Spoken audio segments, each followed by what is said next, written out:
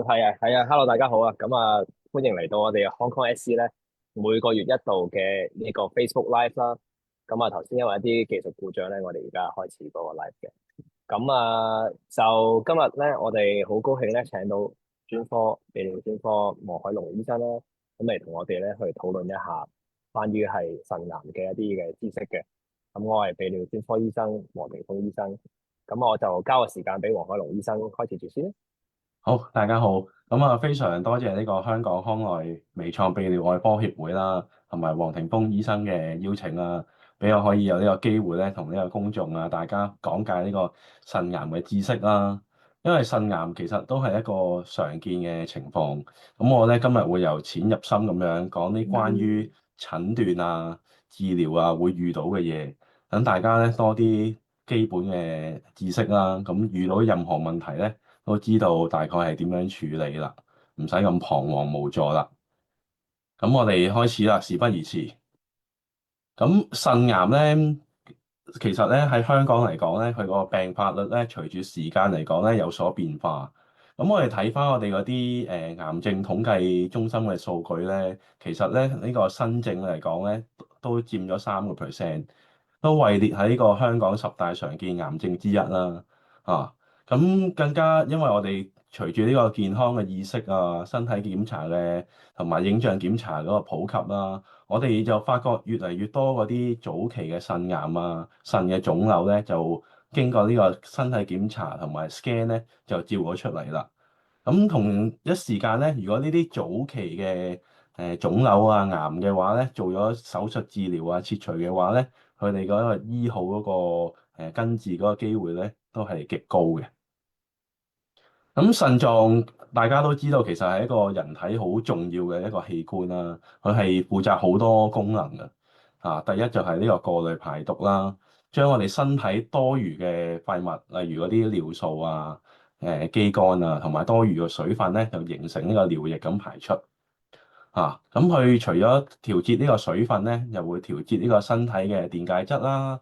佢個鈉質鉀質鈣質呢啲電解質嘅濃度咧，去維持一個穩定嘅內環境，同埋身體嘅酸鹼度咧，都係靠呢個腎臟去幫助嘅。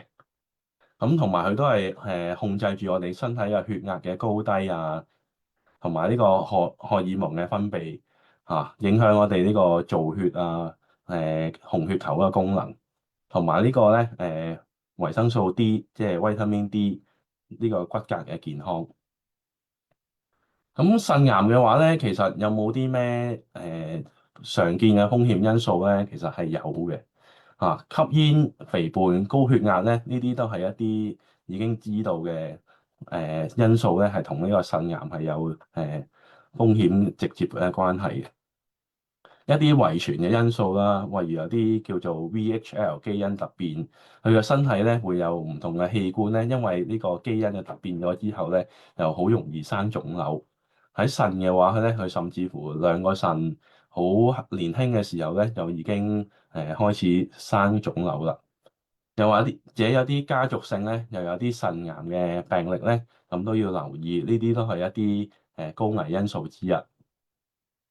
仲有一啲其他嘅因素啦，有啲就係慢性腎病，特別係嗰啲已經腎衰竭、洗緊腎嘅病人啦，佢哋嗰個腎臟咧係好容易都係會增加咗個機會咧，係形成呢啲腎癌嘅。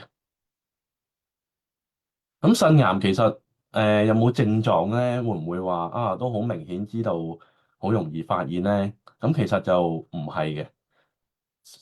70% 嘅患者咧係冇症狀嘅。咁佢哋係頭先所講啦，身體檢查嘅時候先發現嘅。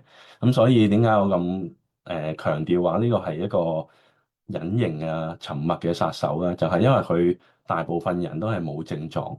咁而所謂嘅經典嘅3聯症狀咧，例如血尿啊、腰痛啊、腹部腫塊咧，其實係好罕見。咁假如有呢啲3聯嘅情況出現嘅話咧，其實都係代表個情況已經係好嚴重。試諗下，如果你個腎臟個腫瘤已經大到摸到嘅話咧，咁嗰個瘤都係確實係會好大。咁當然都會有啲全身嘅症狀啦，例如有啲低燒啊、盜汗啊、體重下降。如果嚴重啲嘅有啲擴散嘅症狀咧，就會有啲骨痛啊、肺部擴散嘅情況，有啲咳嗽啊、唞氣唔舒服啊、氣喘啊咁樣。咁點樣可以診斷到腎癌咧，或者知道自己有冇腎癌咧？就我哋都有好多影像嘅工具咧，可以幫我哋去做呢個診斷嘅。就舉例就超聲波啦，係一個好好用嘅初步嘅篩查工具啦，係一個首選。咁當然啦，超聲波就係一個好簡單直接嘅檢查啦。到真係有懷疑有腎臟有癌症啊、腫瘤嘅時候咧，我哋就會用一啲電腦掃描 CT 嘅檢查或者 MRI 嘅檢查咧，去認真咁樣睇下評估個腫瘤嘅大細啊，佢有冇入侵附近嘅組織有冇擴散嘅跡象啊，有冇入侵附近啲肌肉啊、大腸啊。或者佢個血管入邊有冇嗰啲腫瘤。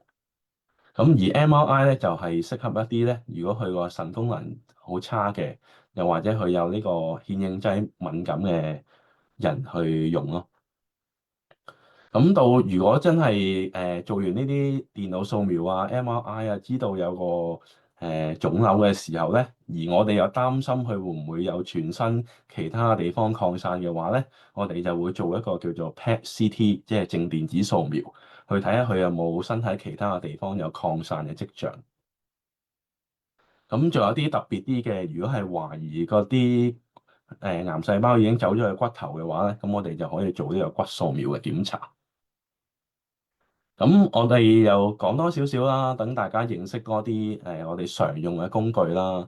咁同埋因為太常用咧，我哋都應該要認識下嗰啲我哋用嘅工具有咩好處唔好處啦。咁第一就係超聲波，佢個優點咧，佢係一個非入侵性啦。你見到呢個圖畫咧，呢個醫生咧，佢就揸住呢個超聲波嘅探頭咧，就直接喺個病人嗰個肚嗰度咧，就做呢個超聲波檢查啦。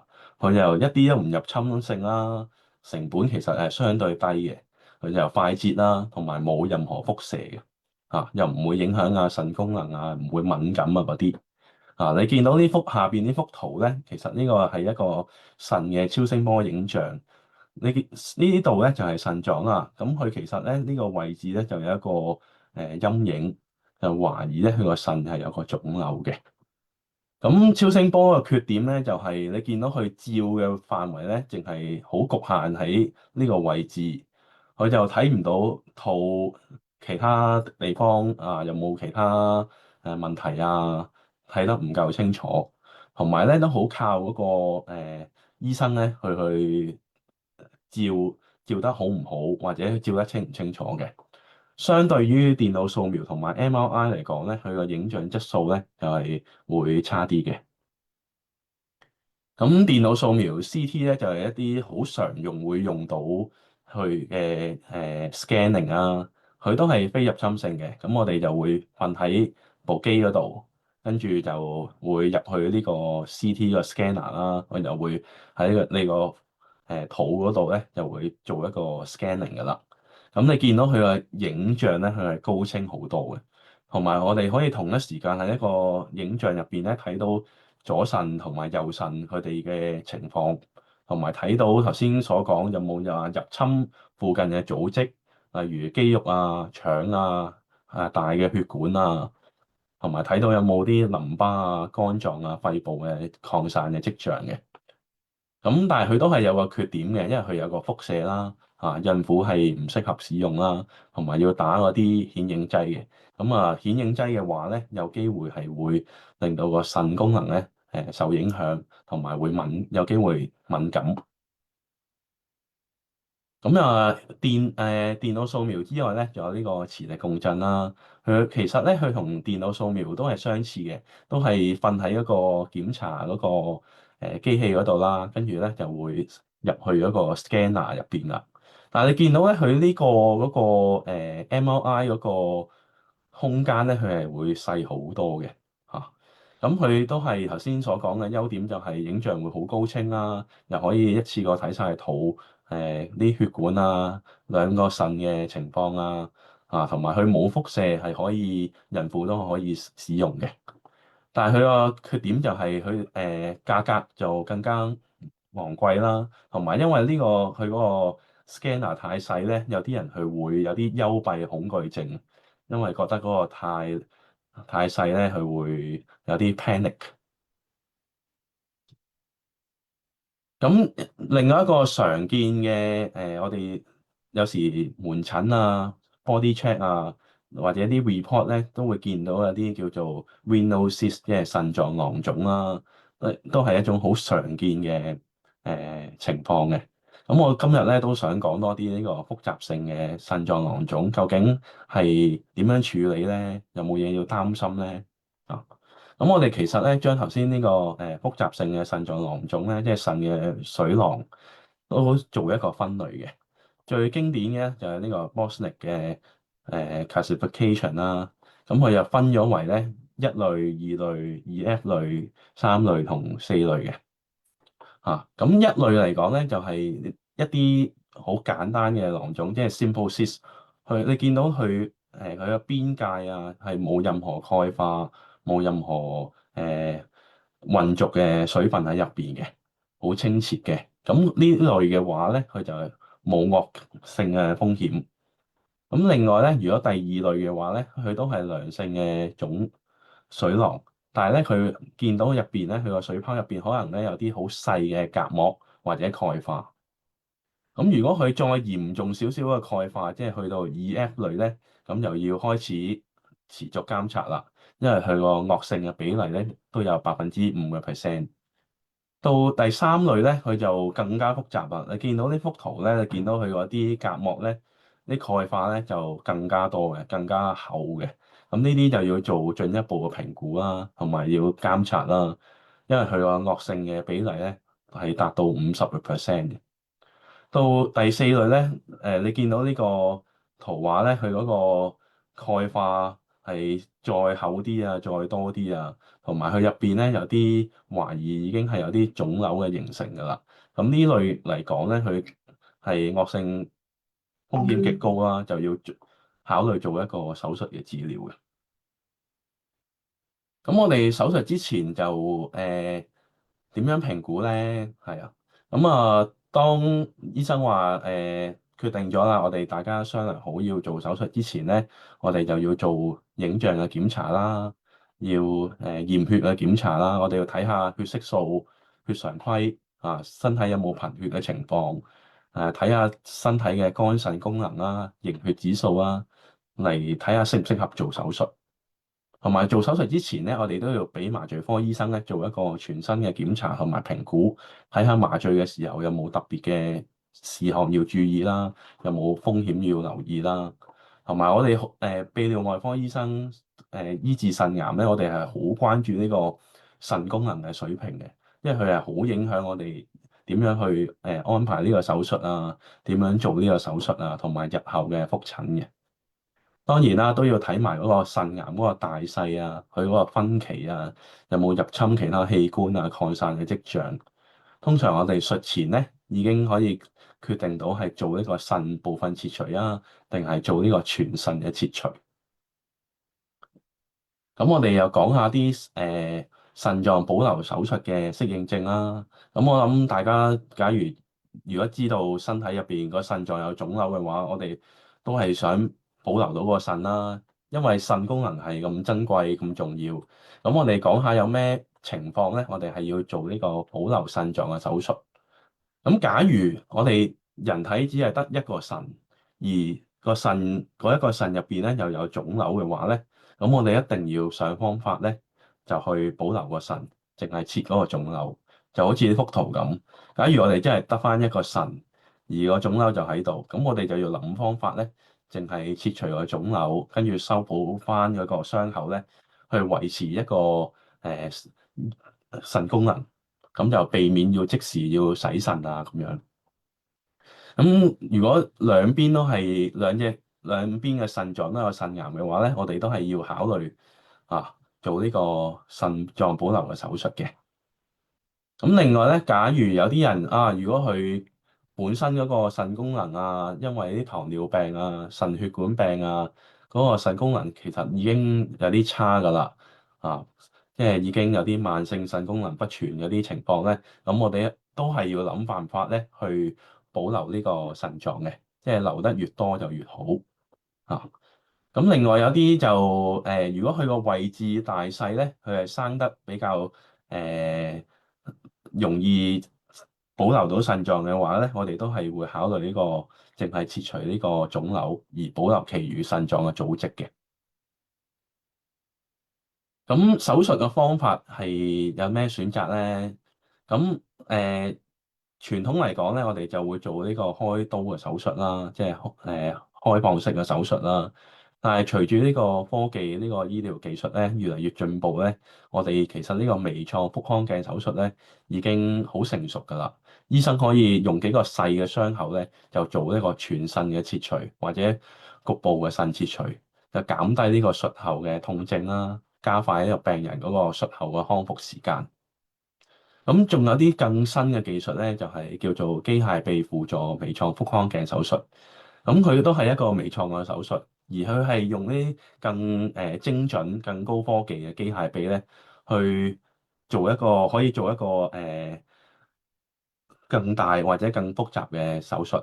因為咧嗰啲機械臂咧，佢可以喺一個好細嘅空間咧，又做到啲好靈活嘅動作，例如啲聯針啲止血啊，佢都可以做到好精細，從而咧又減少呢個失血同埋呢個手術嘅時間。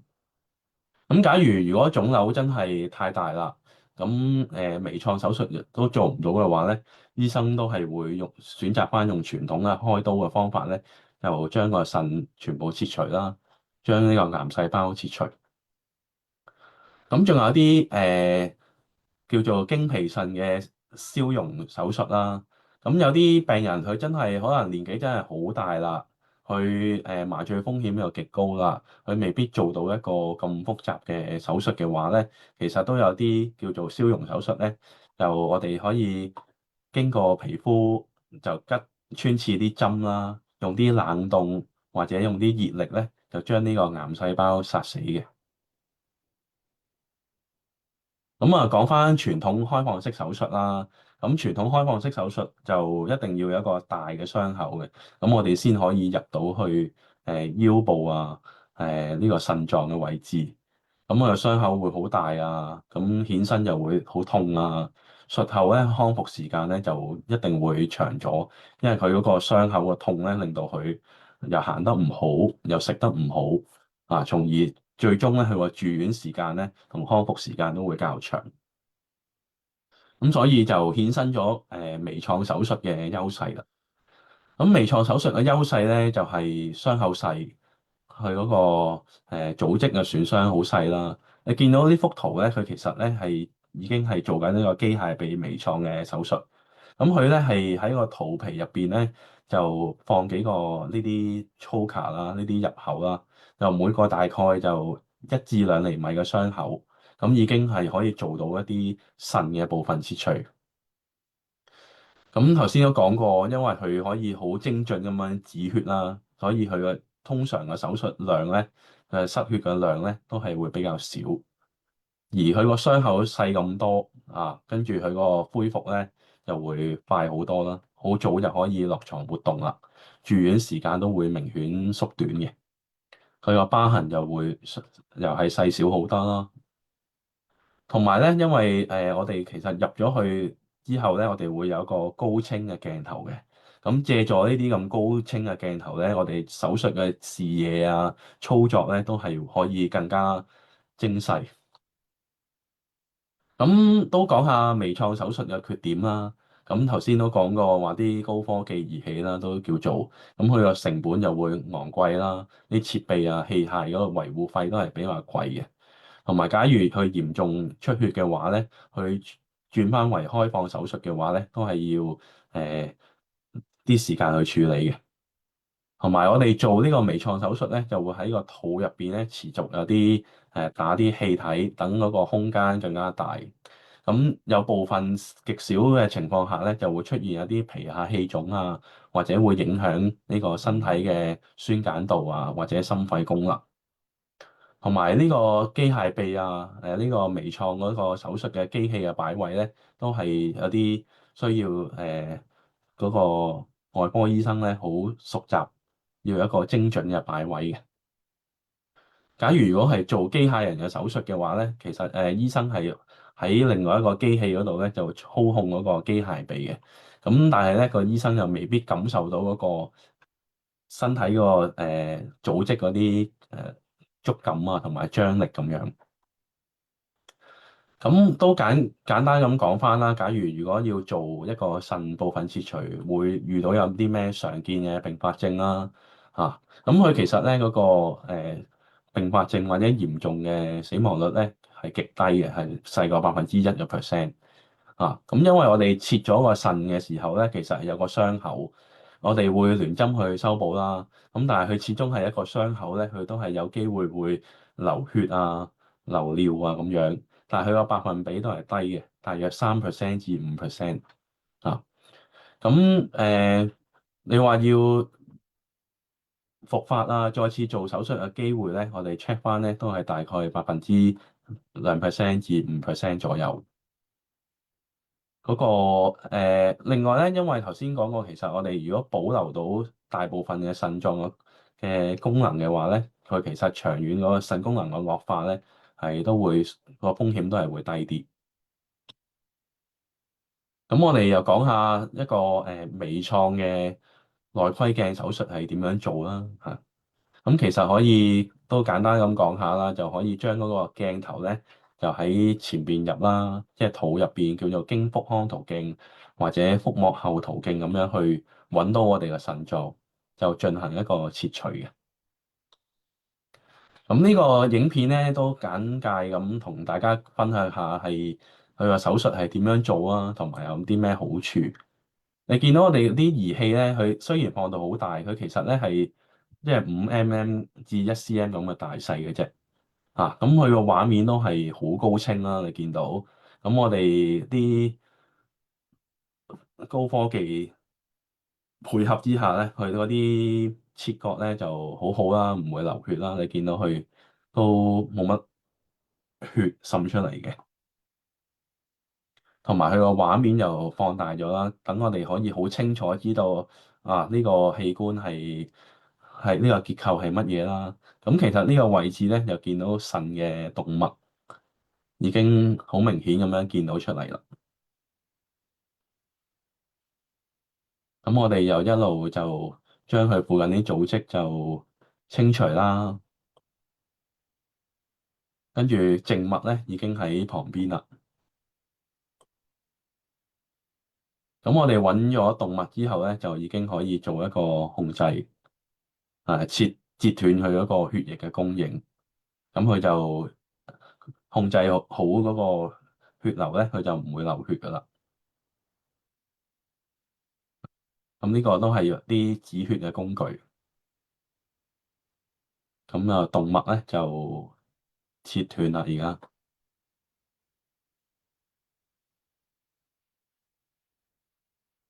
好，咁我哋之後做完呢個動脈咧，就做呢個靜脈嘅切除啦，都係用啲止血嘅夾啦，去控制佢唔好俾佢出血。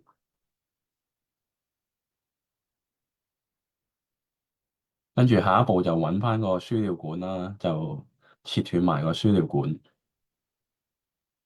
咁之後咧，佢其實我哋控制咗佢主要嘅動脈、靜脈同埋呢個輸尿管咧，我哋就可以將個腎臟咧喺身體嗰度咧就分離出嚟啦。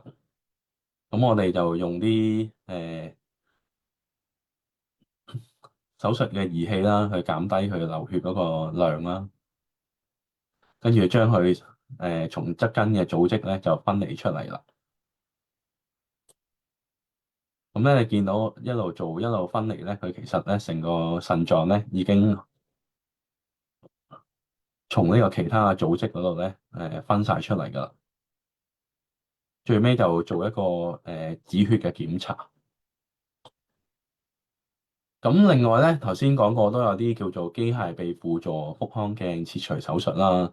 咁你見到其實而家我哋市面上啦、國際上咧都有好多各式各樣嘅機械臂啊，有啲就多臂啦，有啲就幾個唔同嘅臂啊，都係推入去嘅。咁呢啲咧都係會用喺我哋病人嘅身上啦。咁佢嗰個畫面咧，你見到佢係都係好高清嘅畫面。咁我哋又分享一個病例啦，跟住再睇一睇啲影片。咁啊，一個63歲嘅女病人啦，佢過往個身體嘅情況都良好嘅。咁佢做呢個 body check 嘅時候咧，發覺咧個左腎嗰度有個2cm 嘅腫瘤，電腦掃描咧就確認咗咧係一個可疑嘅組織。咁同病人有商量過唔同嘅治療方案啦，例如呢個密切嘅積極嘅監察啦，定期咁樣去睇。另外又抽組織啊、活檢嘅檢查，又或者腎部分切除。咁其實咧，我哋都知道咧，大概就80%咧係有機會佢係惡性，但係都有20% 嘅機會係良性嘅。假如做手術嘅好處咧，佢就可以切除攞去化驗，同埋知道佢有冇惡性。咁病人咧商量咗之後咧，佢都決定咧做呢個腎部分嘅切除。咁呢個就係唔係嗰個病人啦，不過就係類似嗰個機械臂嗰個儀器咧個擺位啊，見到個傷口咧都係相對細嘅。咁我哋又睇一睇機械臂係有咩唔同啦嚇。咁你見到機械臂個畫面咧就更加高清嘅，同埋佢可以做啲更加精準、精細嘅動作。你見到佢嗰個左右手係可以轉彎啦嚇。咁我哋又揾到嗰個腫瘤嘅位置啦，又做一個超聲波檢查，再揾到嗰個腎嘅動脈。咁因為咧，我哋如果假如淨係切部分嘅腎嘅時候咧，我哋咧就要減少流血嘅話咧，就要暫停呢個腎嘅血流供應。所以你見到咧，我暫停咗腎嘅血流供應咧，係我哋剪落去腎嘅組織切除嘅時候咧，就冇咩大流血嘅。咁我哋呢度就見到個腫瘤已經開始切除出嚟啦，到後尾都係有啲滲血嘅情況嚇。不過其實嗰個量係好少嘅。咁你見到嗰個鉸剪啊，嗰個夾啊，係可以好靈活咁樣去剪啊，去轉彎啊，咁樣做。呢個就係嗰個機械臂佢嗰個好處啦。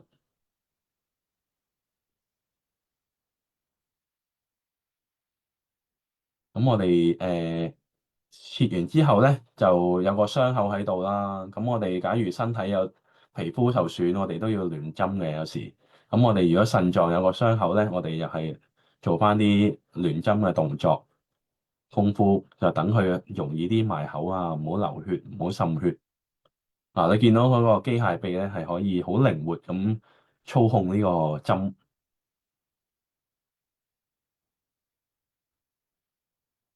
係啦，咁我哋就會做一個傳統嘅兩層嘅紅針工作啦，係啊。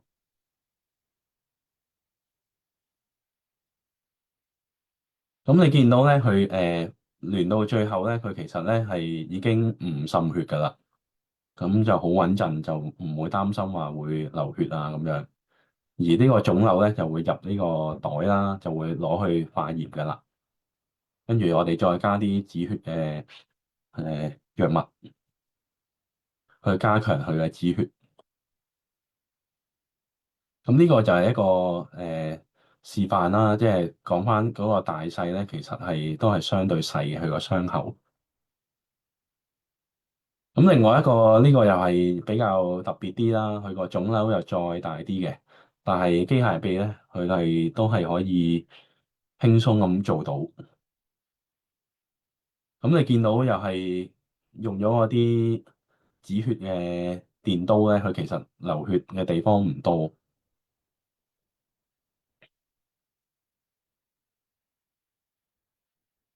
咁我哋揾完嗰個腎嘅動脈之後咧，我哋就揾到個腫瘤啦。見到腫瘤咧，佢其實咧都係喺個腎嘅其中一個位置。不過因為佢個腎其他位置都好健康，咁所以我哋決定咧，淨係切嗰個腫瘤，去達到嗰個補腎嘅功能。咁我哋就暫停呢個腎臟嗰個血液嘅供應啦。等我哋切嘅時候唔好流血啦。咁我哋仲有啲方法咧，就可以打啲藥水咧，叫做 ICG 咧，就睇下我哋其實係咪真係可以暫停到佢嘅供應咧？啲血液嘅供應咧，咁見到咧綠色嗰啲咧就代表有血到嘅地方嘅，咁冇綠色嗰啲咧就係嗰啲血液咧去唔到嘅地方，因為俾嗰個血管夾咧就控制住咗。咁我哋呢個時候咧就可以好放心咁去切除呢個腫瘤啦。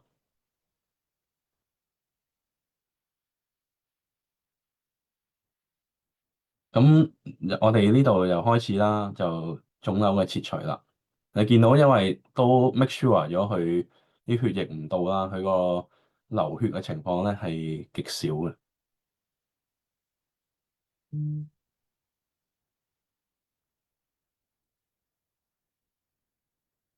同埋因為咧，我哋做呢個機械臂咧，我哋會用咗呢個氣壓啦，佢呢啲咧都係會減低流血嗰個量嘅。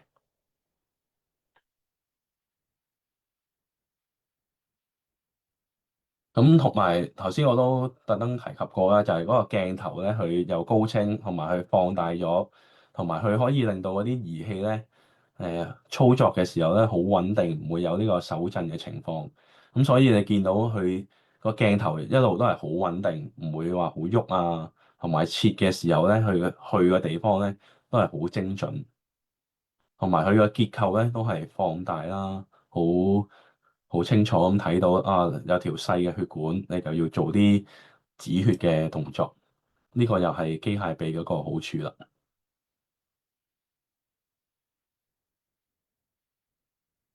咁你見到呢度咧有個窿咧，佢其實咧係已經入去腎臟嗰啲叫做腎盞嘅地方，有一啲儲小便嘅地方啦，就會再落去輸尿管嘅。咁其實咧係代表佢都入侵得相對入嘅地方啦。咁如果有呢啲窿咧，我哋就可以用針線咧就即時修補，確保佢唔會啲小便咧就喺呢個位呢個窿嗰度咧滲出嚟。跟住修補完之後咧，咁我哋又將呢個傷口啦，又用針線連翻埋，又係頭先嘅原理啦，就減低佢流血嘅併發症。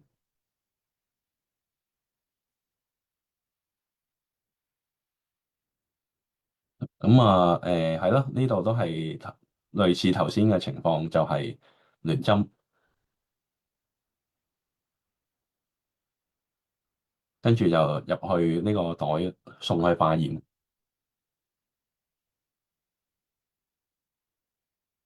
咁未來發展咧會係點樣咧？咁我覺得未來嘅發展咧，單孔呢個機械臂輔助嘅腎切除咧，其實係一個趨勢啦。喺外國例如美國或者歐洲嘅地方，其實已經有呢個技術㗎啦。咁佢嘅好處咧，佢個傷口咧就相對更加少，因為一個傷口已經做到頭先所講個手術。咁所以係一個其中一個發展嘅方向啦。咁總結翻今日呢個分享啦。咁我哋呢個腎癌嗰個病發率咧，隨住大家嘅健康意識嘅提升咧，同埋我哋食定期嘅身體檢查呢個照 scan ultrasound 嗰啲咧，其實腎癌、腎腫瘤嘅發現率咧係逐年咁增加嘅。咁醫生咧就睇完症之後咧，我哋係會為每個病人咧度身訂做一個專門嘅醫療方案，因為每個病人嗰個身體嘅情況腎功能個瘤嘅大細位置都唔同嘅。咁我哋通常咧就會一個叫做 share decision 啦，一齊傾下各種各式各樣嘅治療嘅選擇，例如監察biopsy 切片檢查或者手術。我哋會商量嘅每個方案嘅好處、唔好處、風險同埋嗰個後果。咁通常咧，我哋就會大家會有個共識啦，有個意願啦，去做一個最適合嘅治療方案。咁而頭先總結第三咧，就係呢個微創手術嘅優勢啦。啊，對於真係要做手術嘅患者咧，其實微創手術咧，例如呢個腹腔鏡同埋機械臂輔助嘅手術咧，已經逐漸成為一個標準之一㗎啦。啊，喺呢個腫瘤同療效上邊咧，同呢個傳統手術係相當嘅，同埋更加具優勢。咁啊，多謝大家收睇。好，咁啊，多謝今日阿黃醫生嘅分享啦。咁因為黃康龍醫生的而且確喺腎癌方面咧係非常之有經驗啦。咁啊，亦都話我喺今日嘅分享裏面都學到好多嘅。咁嚟緊咧，我哋會有 Q&A 環節嘅，咁就可以有大概10分鐘嘅時間啦。咁睇下大家有冇啲乜嘢嘅疑問啦。咁咧，我喺嗰個 Facebook Live 個 comment thread 嗰度咧，咁就已經係有一個問題嘅。咁佢咧就係問到啦，如果係 T1A 嘅一個 RCC FMS 即係 fibromyosarcoma 嘅一個即係比較係 benign 少少嘅一種嘅 RCC。啊，如果係做完一個 robot partial 嘅話咧，需要觀察係幾多年咧？可唔可以用 MRI 代替 CT 去到覆診檢查咧？同埋復發嘅機會率咧係會係有幾多咧？咁樣。嗯，好啊，咁啊，好多謝呢個問題啦。咁我哋逐部分去解答呢個問題啦。咁我哋腎癌特別 T1A 嘅時候咧，我哋門診嘅監察咧都係最少5年，或者如果謹慎啲嘅話咧，我哋都係監察10年嘅。中間又會做呢個臨床嘅檢查啦、驗血嘅檢查，睇下腎功能啦，同埋影像學嘅檢查。咁到問起啦，MRI 可唔可以代替 CT 咧？係絕對可以嘅。因為 MRI 其實都頭先講過係一個好高清嘅影像啦，佢係可以睇到有冇復發嘅跡象。咁一般個復發率嚟講咧，T1A 咧其實都係相對較低嘅，講緊5年嘅復發率咧都係細過10%左右。經驗嚟講係復發係相對低咯。使唔使照埋腦望住？咁就我哋就一般都唔需要照埋腦部嘅。係。咁或者咁啊。有咩情況下可能會叫個腦部？咁假如咧佢嗰個期數真係確實太高啊，又或者佢嗯，期數太高啦，又或者佢有啲神經系統啊，或者腦部嘅症狀啊、頭痛啊，或者身體多處有擴散嘅跡象咧，咁呢啲其實就要照埋個腦部咯。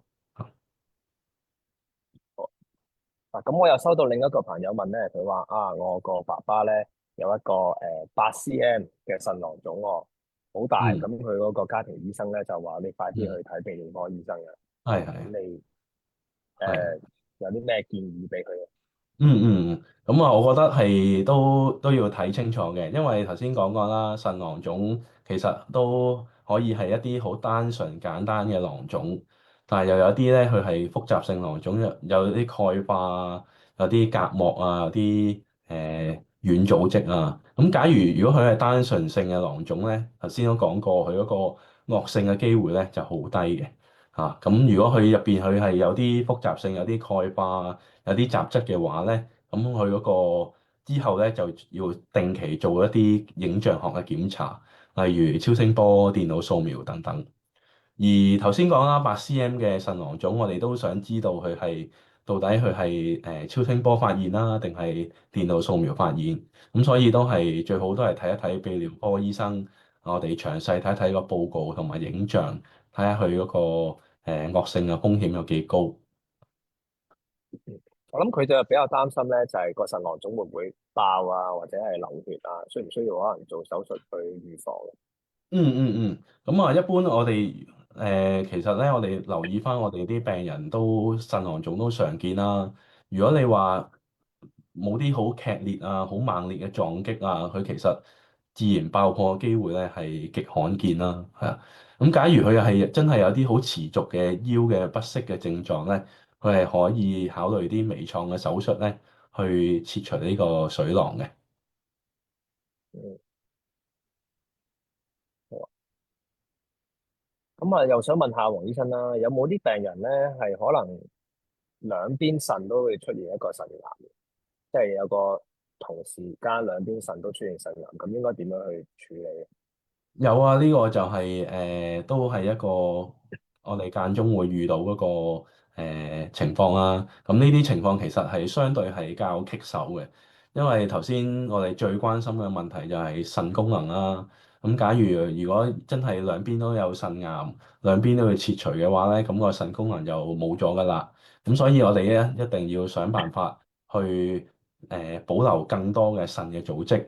咁呢啲咧，我哋就會睇翻佢本身嘅腎功能嘅情況啦，同埋兩邊腎嘅瘤嘅大細，同埋嗰個複雜程度嘅嚇。咁假如兩邊都係啲細小啊，容易啲做嘅話咧，容易呢啲做手術嘅腫瘤咧，都可以考慮呢個兩邊嘅腎部分切除嘅。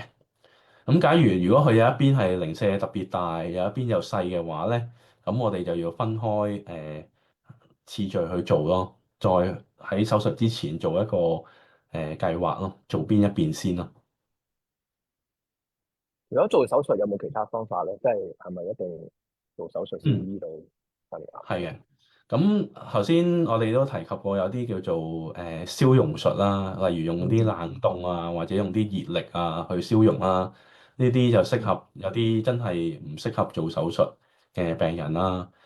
但係佢有個限制嘅，佢嗰個腫瘤唔可以太大啦，唔可以大過3厘米啦。如果唔係，佢個效果咧，佢就做唔到。佢個好處咧，佢其實嗰個對癌嗰個控制嗰個復發率咧都係低嘅。咁5年嗰個復發率咧，其實都係細過10%。佢個唔好處就係始終就個瘤攞唔到出嚟啦，同埋佢係有機會佢個復發嘅機會係大過切除咯。嗯。咁又有病友問喎，佢話嗯我咧有腎癌喎，但係真係嗰個腎功能咧，醫生同我講又都係好差。咁佢嗯。又話叫我做手術，但係又同我講又有機會洗腎咁樣，咁所以就一頭霧水。咁其實腎咧切咗會唔會生翻出嚟嘅？或者如哦，果我個係。腎又唔生翻出嚟嘅話，咁我個腎功能差，咁你又點樣面對？呢個我覺得呢個病友問得好好啊，真係啊，因為據我哋所知啦，我哋腎臟真係切咗嘅話，佢就唔會再生翻出嚟啦。咁佢冇咗個組織，佢就唔會復原咯。所以佢個腎功能切完之後咧，只會更少嘅。